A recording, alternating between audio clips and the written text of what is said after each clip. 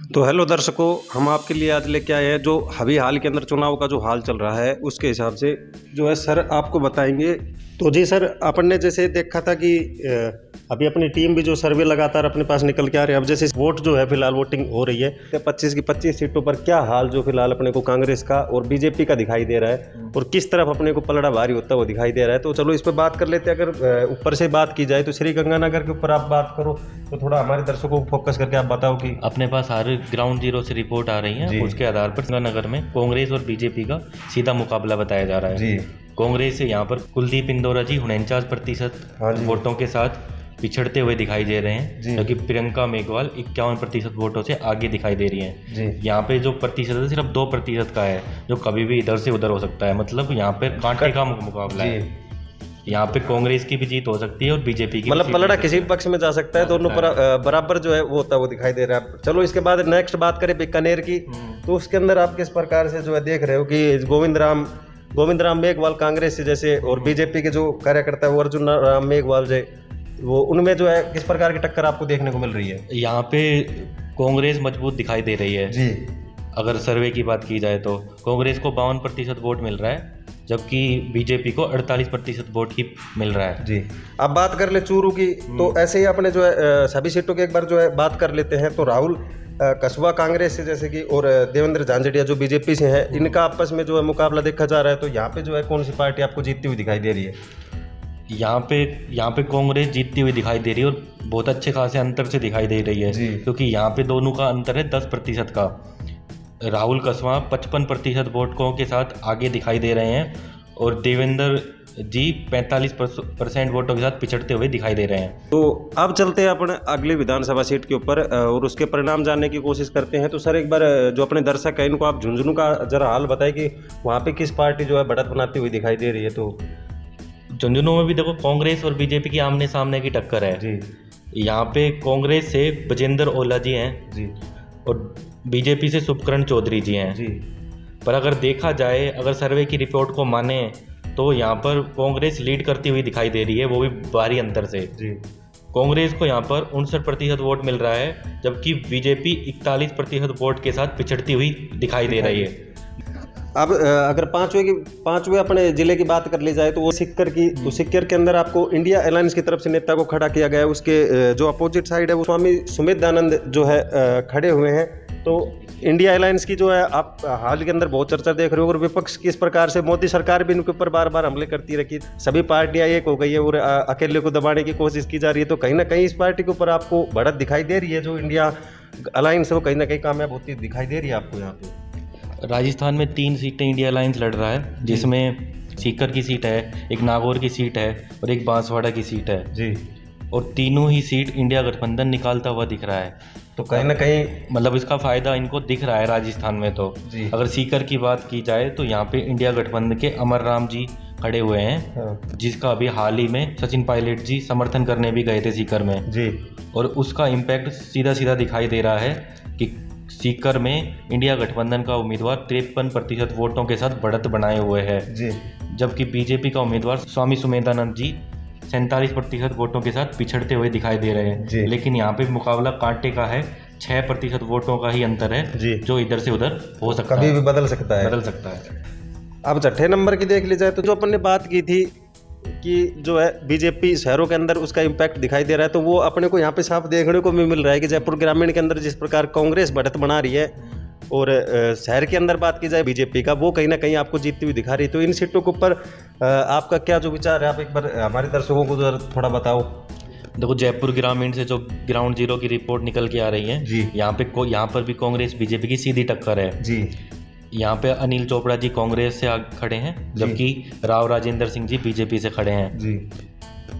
यहाँ पे प्रधानमंत्री नरेंद्र मोदी ने सबसे पहले चुनाव का प्रचार स्टार्ट भी राजस्थान से स्टार्ट किया था, कोटपुतली से किया था। और इस बार अपन देखे लोकसभा के अंदर तो मोदी सरकार की कहीं ना कहीं भावनाएं भी जो राजस्थान से जुड़ी हुई हैं कि वो लोगों को अपनी तरफ आकर्षित करने के लिए, आप भी देख रहे हो कितने प्रकार की गृह मंत्री को यहाँ भेज दिया, अकेला खुद आ लिया, कम से कम 10 से 15 रैलियाँ जो राजस्थान में उन्होंने सीट निकालने की है। तो सरकार भी किसी न किसी प्रकार से सीटों के ऊपर अपना दबदबा बनाना चाहती है।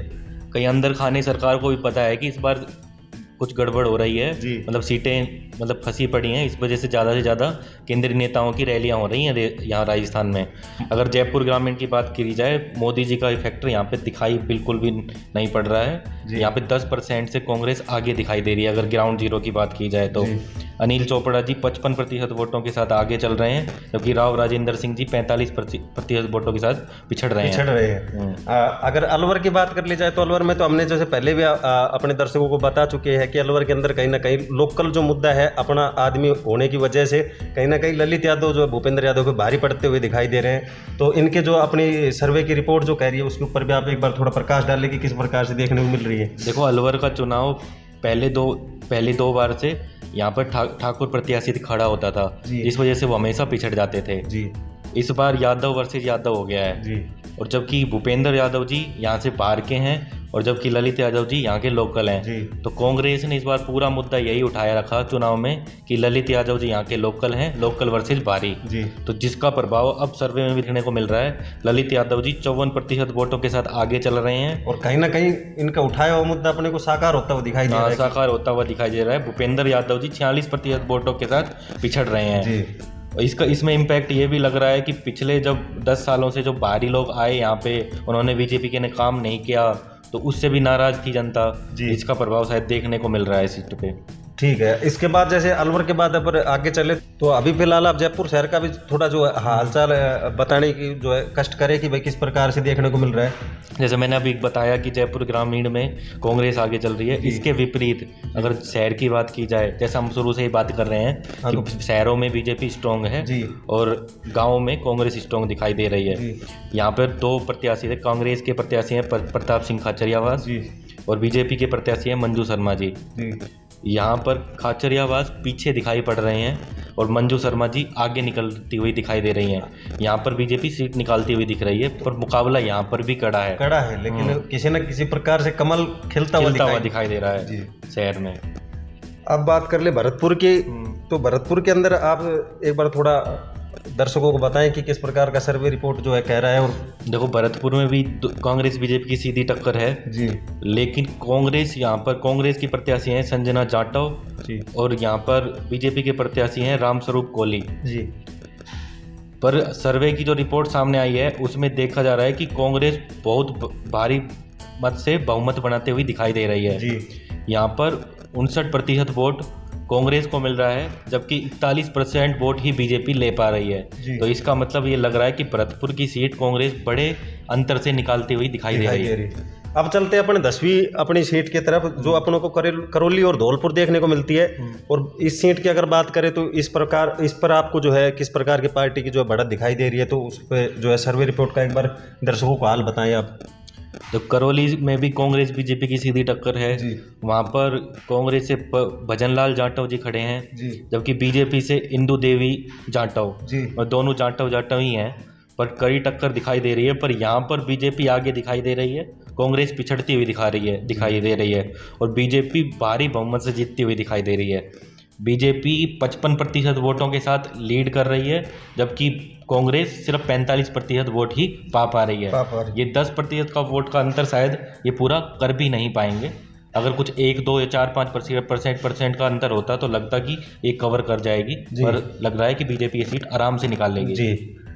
और कहीं ना कहीं हमें देखने को मिल रहा है जिस प्रकार से पहले के आंकड़े जब पेश हुए थे उनके ऊपर हमने चर्चा की थी, तो वो आंकड़े भी कहीं ना कहीं बीजेपी की आंख खिसकते हुए दिखाई दे रहे हैं। क्योंकि हमने जैसे सर्वे में अब तक जिन जिलों का हालचाल अपन ने देखा है, तो उनमें कहीं ना कहीं कांग्रेस अपने को ज़्यादा बढ़त के साथ दिखाई दे रही है, जाके बीजेपी 3-4 सीटें ही जो है निकाल पा रही है। तो ये किस प्रकार का चेंजमेंट आपको देखने को मिला है? अब की बार ये है ना कि अब की बार पहले चुनाव मतलब इतने मजबूती से नहीं लड़ती थी कांग्रेस, इस बार चुनाव थोड़ा मजबूती से लड़ा गया है। और राजस्थान की बात की जाए तो सचिन पायलट ने यहाँ पे रैलियों पे रैली की हैं, एक उम्मीदवार के लिए 4-4, 5-5 रैलियां। दूसरा, अगर राहुल गांधी की बात करें, राहुल गांधी ने जैसे 2 प्रकार की यात्राएं निकाली, भारत जोड़ो यात्रा, भारत जोड़ो न्याय यात्रा उनकी तरफ से निकाली गई। तो राजस्थान होकर की उनकी यात्रा गई है, तो इनसे भी जो है चुनाव के अंदर आपको लगता है कि कहीं ना कहीं ये फैक्टर जो है देखने को मिलेगा। और राजस्थान में तो कुछ जिलों में से ही उनकी यात्राएं निकली थी जी। पर पता नहीं उसका इम्पैक्ट पड़ेगा या नहीं पड़ेगा। पर राजस्थान में अगर ग्राउंड जीरो पर बात की जाए तो सचिन पायलट का इम्पैक्ट बहुत बड़ा दिखाई दे रहा है जी। और पिछली बार हमने जैसे सर्वे के अंदर भी देखा कि लोगों के अंदर कांग्रेस का उत्साह जो है वो अभी तक खत्म होता हुआ दिखाई नहीं दे रहा। गहलोत की लोग बाग अभी भी जो है तारीफ करते नहीं थकते। कई जगह आपने और हमने तो लाइव चल के देखा है इस चीज को। तो इसमें एक फैक्टर ये भी है कि कुछ लोग कांग्रेस को नहीं चाहते, बस वो बीजेपी के कामों से नाखुश हैं जी। तो जिस वजह से वो कांग्रेस को बस वोट कर रहे हैं, क्योंकि उनके पास कोई दूसरा ऑप्शन अवेलेबल नहीं है जी। इसमें वो वोट बैंक भी कांग्रेस के पास आता हुआ दिखाई दे रहा है जो बीजेपी से नाखुश है। लेकिन अगर बात कर ली जाए प्रधानमंत्री की तो अभी तक कांग्रेस वालों की तरफ से भी कोई साफ चेहरा जो है उनकी तरफ से नहीं दिखाया गया है। जिस प्रकार बीजेपी मोदी फैक्टर सामने रखकर चुनाव लड़ रही है, इस प्रकार कांग्रेस का तो हमें कोई देखने को मिला। राहुल गांधी जब पिछली बार प्रेस कॉन्फ्रेंस में उन्होंने बात की थी कि भाई देश का प्रधानमंत्री कौन होगा, जब हमारे जैसे बंधु ने किसी ने उनसे जब ये बात क्वेश्चन किया था तो उन्होंने यही कहा था कि ये चीज़ तो हम चुनाव को लड़ने के बाद जो है डिसाइड करेंगे। तो कहीं ना कहीं कम वोट मिलने के पीछे ये रीजन हो सकता है कांग्रेस का कि उनको जो है एक चेहरा सामने रख के जो है चुनाव लड़ने थे, जिससे जो है वो सब वोटर्स के अंदर और थोड़ा कॉन्फिडेंस जो है वो देखने को मिलता। तो ये मुझे अपना ऐसा लगता है कि कांग्रेस को राहुल गांधी के चेहरे पर थोड़ा सा विश्वास कम है जी। इस वजह से वो उसको चेहरे को सामने नहीं लेके आ रहे हैं और वो ये बता रहे हैं कि चेहरा बाद में ही डिसाइड किया जाएगा। तो इस वजह से मुझे लगता है कि ये मेरा मत है, ये अलग अलग मत हो सकते हैं लोगों के, मेरा मत है कि वो राहुल गांधी के चेहरे पर लड़ना नहीं चाहते थे चुनाव। तो कहीं ना कहीं कांग्रेस भी एक प्रकार से राहुल गांधी के चेहरे पर कॉन्फिडेंस कम देखती है। वो बिना चेहरे के चुनाव लड़ रहे हैं, उसके बाद ही ये डिसाइड करेंगे। और शायद उनमें जब वो चुनाव लड़ रहे थे तो शायद तो बिल्कुल शुरुआती चरण में तो उनको ये भी लगता था कि पता नहीं हम जीतेंगे या नहीं जीतेंगे जी। पर अब जो चुनाव की हवाएं जो बदल रही हैं उनके बाद राहुल गांधी में भी कॉन्फिडेंस आया है। पहले वो 180 सीटें बता रहे थे, अब वो 150 ही बता रहे हैं। लगता है अब 10 दिन या 15 दिन बाद कोई रैली करें तो वो 100 ही बता दें बीजेपी की। तो मतलब वो जो ग्राउंड जीरो से रिपोर्ट मिल रही हैं उसके आधार पर वो उनमें भी कॉन्फिडेंस अब आता ही जा रहा है। और कहीं ना कहीं प्रकार से जैसे आप देखते हो इंस्टाग्राम पे फेसबुक पे जिस प्रकार के मीम चलते हैं तो लोगों के मेरे ख्याल से ये मीम बंद होने वाले हैं, क्योंकि राहुल गांधी अब सही बोलने जो लगे हैं।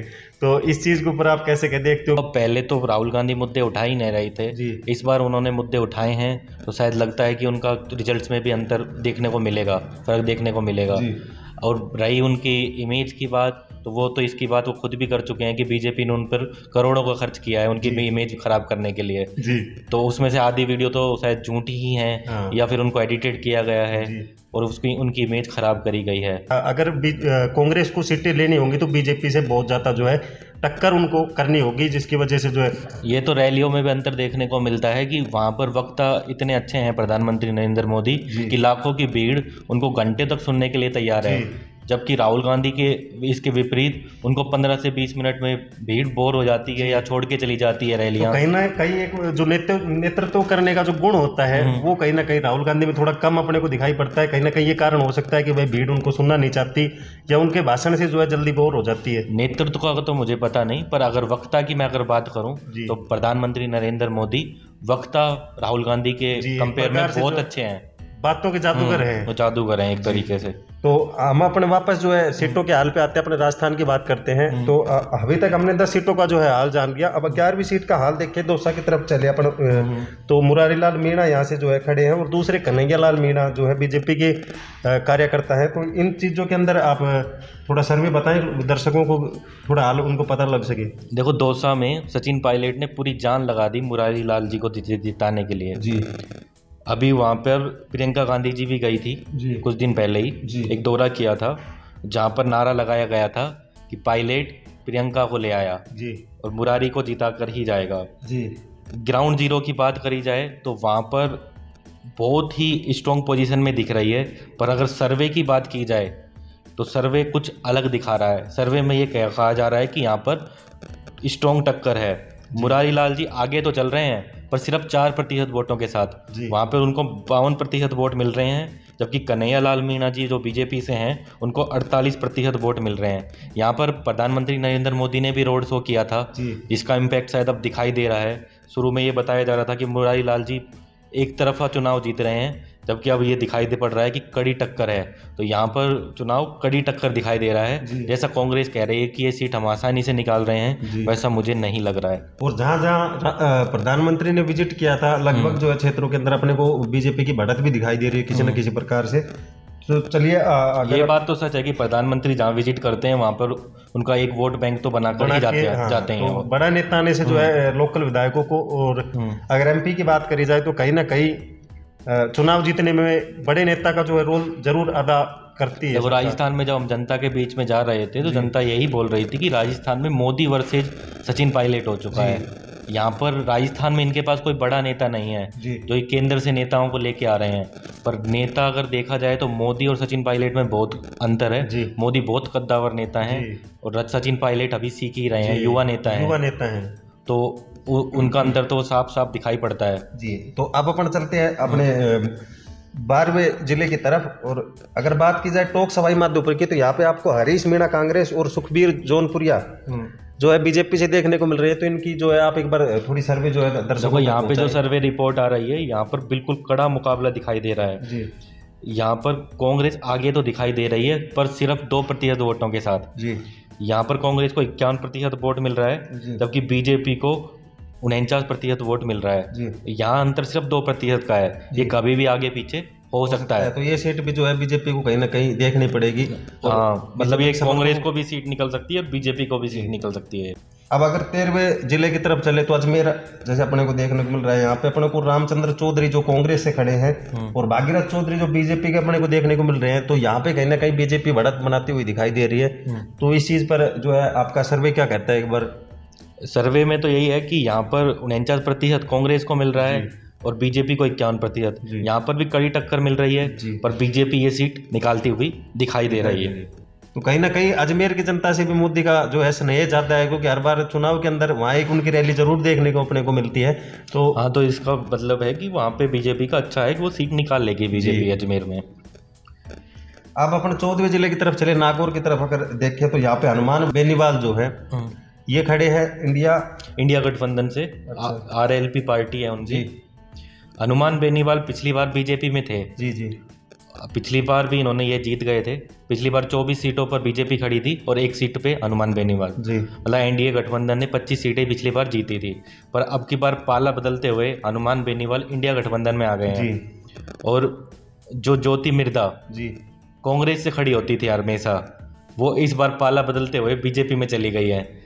तो मतलब पाला बदल गया है पर कैंडिडेट सेम ही है। हाँ, तो कहीं ना कहीं इस बार भी जो है चेहरे के ऊपर जो समर्थक है, जो पर्सनल रूप से जो इनके वोटर्स हैं, वही फैक्टर यहाँ पे बीजेपी कांग्रेस को छोड़कर जो है लगता हुआ दिखाई दे रहा है। यहाँ पे जो सर्वे की रिपोर्ट आ रही है, पार्टियां जरूर बदली हैं जी, पर जो रिजल्ट है वो शायद बदलता हुआ नहीं दिखाई दे रहा है। वो जो एक चेहरे को हनुमान बेनीवाल जी जरूर इंडिया गठबंधन में आ गए पर वो जीतते हुए जरूर दिखाई दे रहे हैं। जैसे उन्होंने पिछली बार एनडीए में रहते हुए जीत दर्ज करी थी, इस बार वो दर्ज करते हुए दिखाई दे रहे हैं 53% वोटों के साथ। और जबकि ज्योति मिर्धा जी पिछली बार कांग्रेस में रहते हुए भी हारी थी और अब बीजेपी में भी हारती हुई दिखाई दे रही हैं।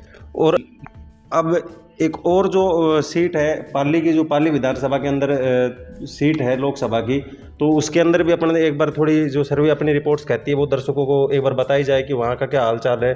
तो आप एक बार बताओ। देखो यहाँ पे भी कांग्रेस और बीजेपी की टक्कर है। अगर कांग्रेस से बात की जाए तो यहाँ पर संगीता बेनीवाल जी खड़ी हैं जी। अगर बीजेपी से बात करी जाए तो पीपी चौधरी जी खड़े हैं जी। लेकिन यहाँ इस सीट पर बीजेपी लीड बनाती हुई दिख रही है जी। बीजेपी को 53% वोट मिल रहा है जबकि कांग्रेस को 47% वोट ही मिल पा रहा है जी। तो अगर ये अंतर देखा जाए तो 6% का अंतर है, शायद ही ये पूरा हो पाएगा क्योंकि ये बीजेपी ये सीट निकालती हुई आराम से कहीं ना कहीं सीट के ऊपर खिलता हुआ आराम से दिख रहा है। अब अपने बात करें 16वीं लोकसभा सीट की, तो यहाँ पे जो अपने को बहुत ज़्यादा कल्पनाओं से विपरीत जो है वो देखने को मिल रहा है कि इतने बड़े जो जल शक्ति मंत्री रहने के बाद, मैं बात कर रहा हूँ गजेंद्र सिंह शेखावत जी की, ये राजस्थान की एक हॉट सीट समझी जा रही है क्योंकि मंत्री जी यहाँ पे चुनाव लड़ रहे हैं जी। यहाँ पर गजेंद्र जी शेखावत जी खड़े हैं जो जल मंत्री हैं अभी भी फिलहाल, और कैबिनेट के अंदर जितने भी सर्वे आ रहे हैं जी उनमें यह बताया जा रहा है कि ये बीजेपी की सीट हारते हुए दिखाई दे रही है। तो इतने बड़े नेता का कहीं ना कहीं हारना मोदी सरकार के लिए एक प्रकार से जो है बहुत दुखद की घटना नहीं हो सकती।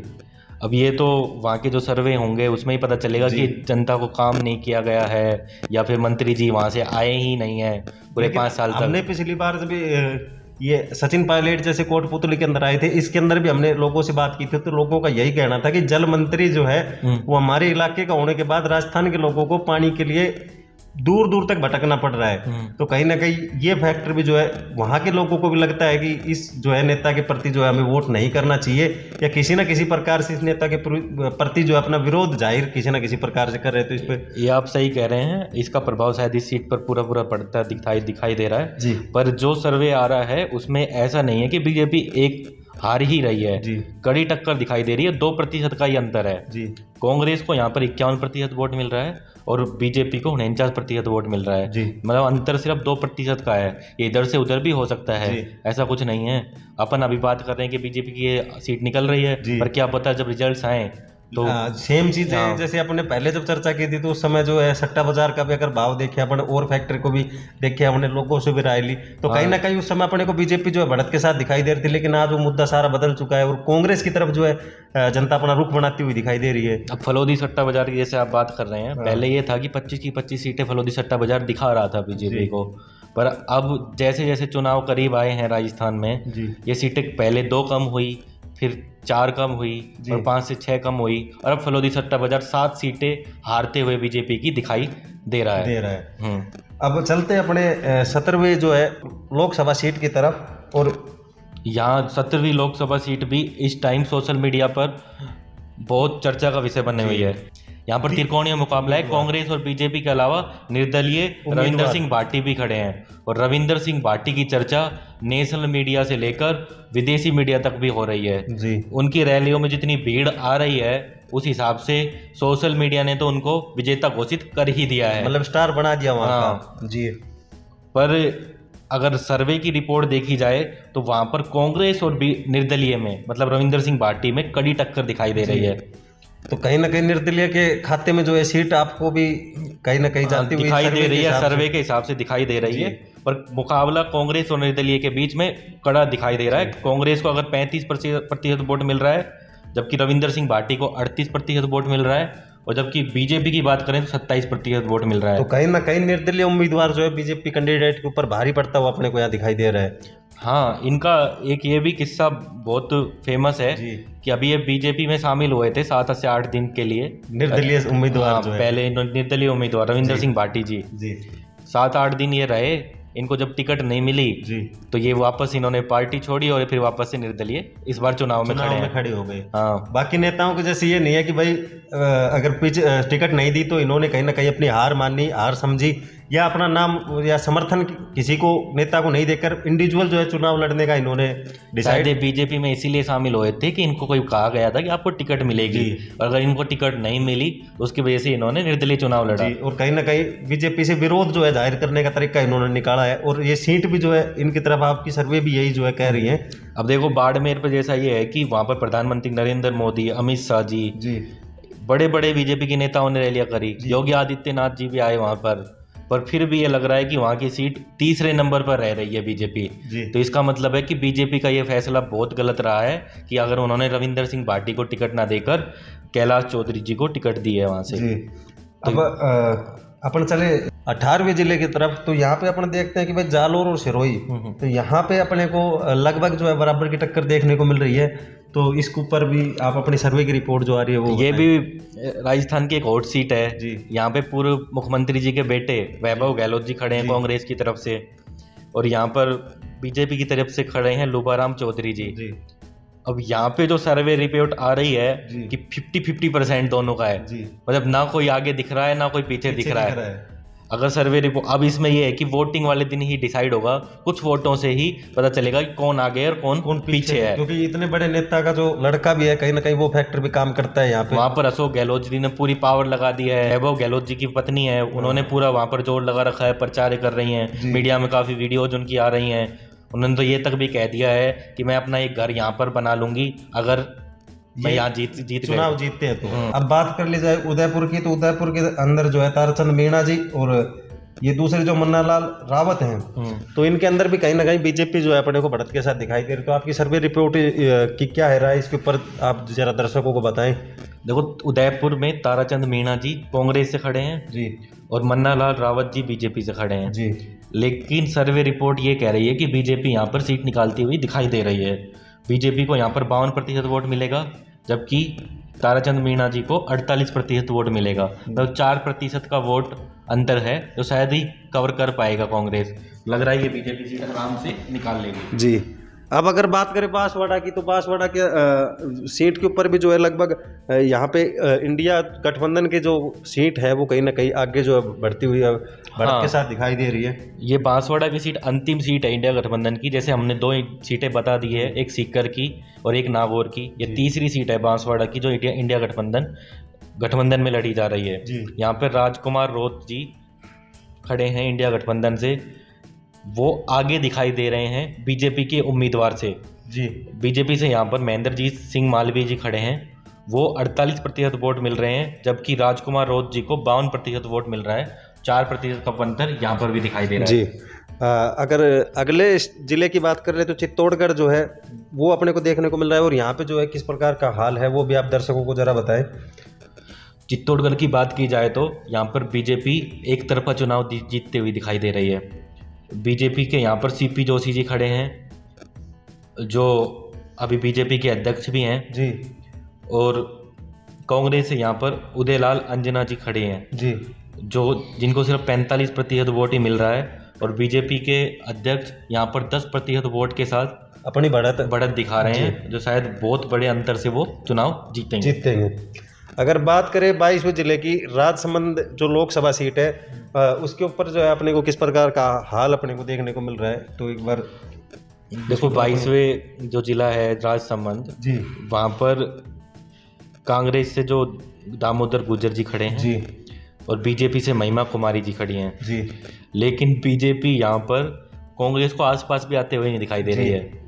कांग्रेस को सिर्फ 40% वोट मिल रहा है, जबकि बीजेपी को 60% वोट यहाँ से मिल रहा है जी। तो इसका मतलब है कि बीजेपी यहाँ पर सबसे ज़्यादा अधिक बहुमत से जीतेगी, अगर सर्वे की माने तो जी। मतलब राजस्थान की ये सीट सबसे ज़्यादा वोटों से बीजेपी निकालने वाली है जी, और हो सकता है कि बीजेपी की जो है सबसे ज़्यादा वोटों से जीतने वाली सीट भी यही बनेगी अगर सर्वे की माने तो जी।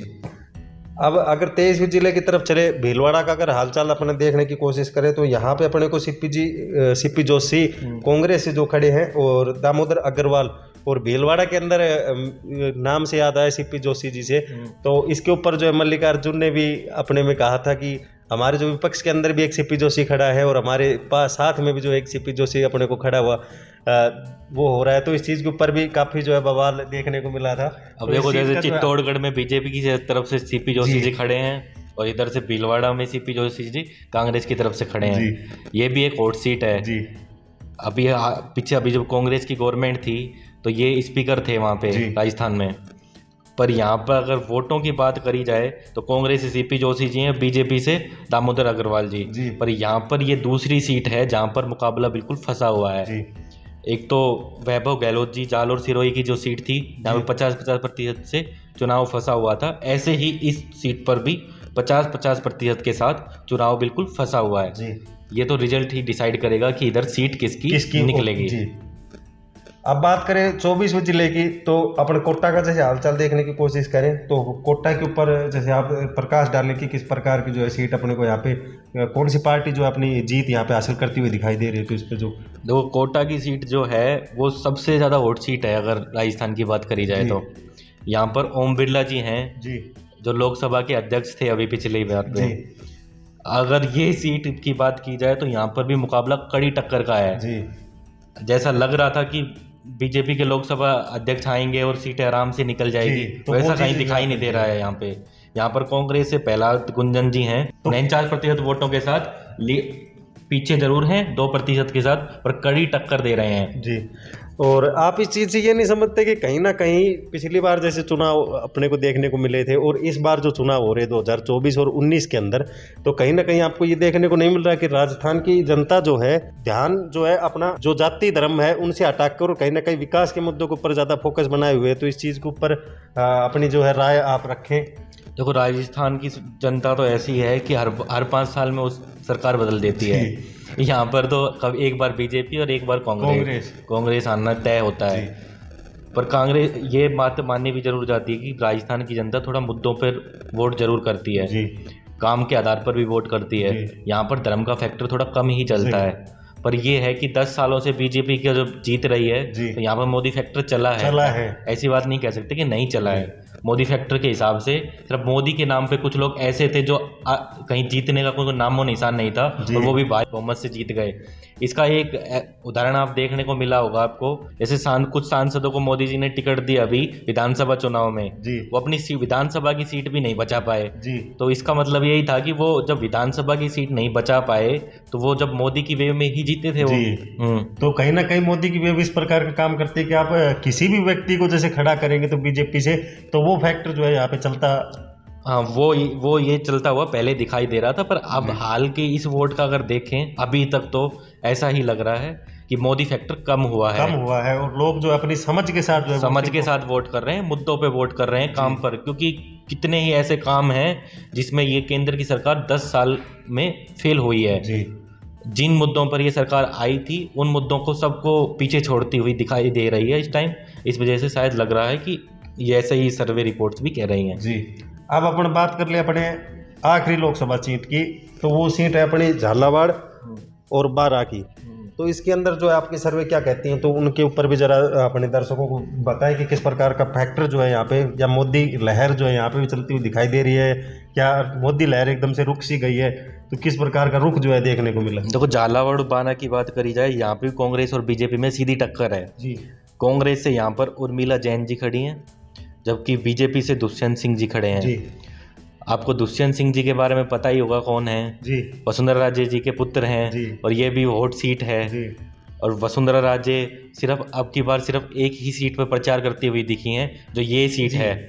तो वसुंधरा राजे जी का प्रचार का यहाँ पर असर दिखाई भी पड़ता हुआ दिखाई दे रहा है कि वो 55% वोट के साथ आगे चल रहे हैं और 10% वोट के साथ कांग्रेस के उम्मीदवार पीछे चल रहे हैं। मतलब बड़ी बढ़त के साथ ये सीट वसुंधरा जी के पुत्र दुष्यंत सिंह जी निकाल रहे हैं। यहाँ पे एक बात कहना चाहूंगा आपको, ये वसुंधरा वाली बात पे जैसे आपने निकाल ली कि अभी पिछली बार जैसे मुख्यमंत्री का आपने देखा होगा राजस्थान के अंदर कि वसुंधरा की जैसे सीट हटाकर उसके अंदर जगह जो है नया मुख्यमंत्री अपने माननीय श्री भजनलाल जी को लाया गया, तो कहीं ना कहीं लोगों में इसके प्रति भी आक्रोश देखने को अपने को मिला था। और कहीं ना कहीं हो सकता है कि बीजेपी की तरफ जो है लोग बाग ये चाहते हो कि अभी भी वसुंधरा जो है हमारी मुख्यमंत्री बने। तो इस चीज़ को आप कैसे देखते हो कि लोगों की क्या राय है, या भजनलाल जो है अभी विकास के मुद्दे के ऊपर ज़्यादा अपने को अग्रेसिव दिखाई दे रहे हैं, तो इस चीज़ के ऊपर दर्शकों को हमारे क्या राय देना चाहते हो? देखो, जनता के बीच में जब जा रहे हैं तो इस मुद्दे पर नाराजगी तो दिखाई दे रही है। काफ़ी जनता ऐसी है जो बीजेपी समर्थक तो है जी, पर वो भजनलाल से कुछ नहीं है जी। उनको ये था कि हमारी जाति का कोई बनता जी, क्योंकि शर्मा यहाँ पर बनने से, जनरल कास्ट का एक नेता बनने से मतलब कुछ नहीं है जी। और लगता है कि कहीं ना कहीं पिछड़े वर्ग की ज्यादा जातियां जो है, लगता है कि उस वजह से शायद वोट में भी उसका असर दिखाई देगा जी। ये तो रिजल्ट ही डिसाइड करेंगे। अगर सर्वे को देखें तो लग रहा है कि वोट बैंक खिसकता हुआ दिखाई दे रहा है बीजेपी का जी। तो इसी पर अगर ओवरऑल बात कर ली जाए तो यही है कि भाई राजस्थान के अंदर कहीं ना ओवरऑल बात करी जाए तो अगर हमने अभी जब 25 सीटों की बात करी, हर सीट की बात कर दी है किसमें कि कौन आगे चल रहा है, अगर देखा जाए तो कांग्रेस अभी तक 13 से 18 सीटें निकालती हुई दिखाई दे रही है, जो चौंकाने वाले नतीजे हैं। जबकि बीजेपी सिर्फ 7 से 13 सीटें ही निकालती हुई दिखाई दे रही है। कहीं ना कहीं मोदी के 400 पार जो है वो भी अपने को यहाँ राजस्थान के अंदर तो उनका 400 पार का जो नारा है वो चलता हुआ दिखाई नहीं दे रहा। अगर सर्वे की माने तो ऐसा ही लग रहा है जी। पर अगर देखते हैं कि वोट किस आधार पर होता है, अगर सर्वे की माने तो अभी यही लग रहा है कि वो जो 400 पार है वो संभव इस प्रकार से तो नहीं होता हुआ दिखाई दे रहा है। क्योंकि अगर इतनी सीटें आती हैं तो बीजेपी के लिए ये बहुत बड़ी चिंता की बात होगी जी। पर इसी के विपरीत अगर एबीपी न्यूज़ के सर्वे की बात करें तो वहाँ पर 25 की 25 सीटें निकल रही हैं, और TV9 भारत की अगर सर्वे की बात करें तो वहाँ पर 17 से 18 बीजेपी सीटें निकालती हुई दिखाई दे रही है। और इसी ऐसा ही कुछ नतीजा फलोदी सट्टा बाजार भी दिखा रहा है कि 17 से 18 सीटें दिखाई दे रही है। पर जो हमने सर्वे की बात करी है, ये ग्राउंड जीरो से ये सर्वे आया है, इसमें कांग्रेस बढ़त बनाते हुए दिखाई दे रही है। कुछ सीटों पर कड़ा मुकाबला दिखाई दे रहा है। अब ये तो आने वाले 4 तारीख को ही पता चलेगा कि किस पार्टी को कितनी सीटें मिलती है। वो तो फिर दूध का दूध पानी का पानी हो जाएगा, होना ही है। तो लेकिन फिलहाल के जो आंकड़े निकल के आ रहे हैं, लोग बाग जो है चुनाव का जो थोड़ा हाल जो देखना चाहते हैं, तो कहीं ना कहीं पर लोगों को जो है इनसे मदद भी मिलेगी आंकड़ों से। तो अगर अपने सामने कोई और आंकड़े आते हैं तो हम आपके सामने फिर से जो है लेकर हाजिर होंगे। तो अगर आपको वीडियो अच्छी लगी तो इस वीडियो को लाइक कर दे, चैनल को सब्सक्राइब करना ना भूलें और बेल आइकन भी दबा लें ताकि आने वाली हर वीडियो आपको सबसे पहले मिल सके। धन्यवाद। ऐसी ही और खबरों से हमेशा अपडेट रहने के लिए चैनल को सब्सक्राइब कर लीजिए और वीडियो पसंद आया हो तो लाइक और शेयर करना ना भूलें।